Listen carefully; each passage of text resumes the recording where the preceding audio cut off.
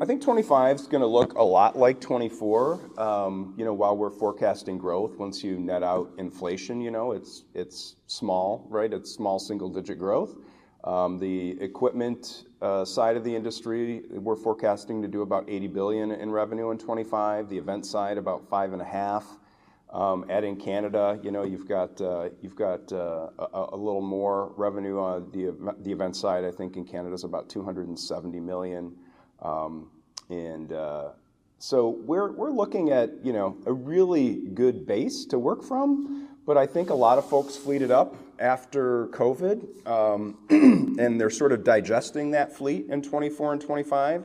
So I don't think these are going to be banner years from a purchasing perspective. I think that picks up again in 26.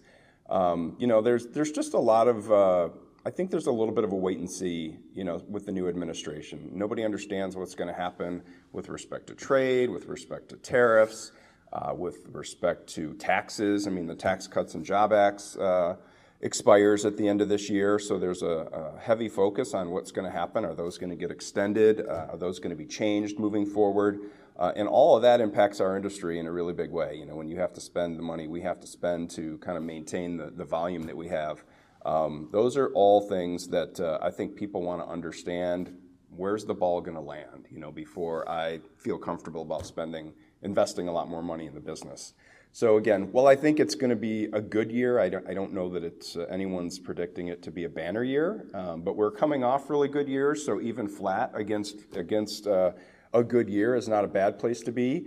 But what I would hear a lot of members say is that, costs continue to creep up. So if my revenue's flat and my cost goes up, then that means margin compression, right? So that's the piece that we need to see how that plays out. I know that, we're seeing show specials on the floor, which is a good sign. We're hearing people talk about discounts, which is a good sign.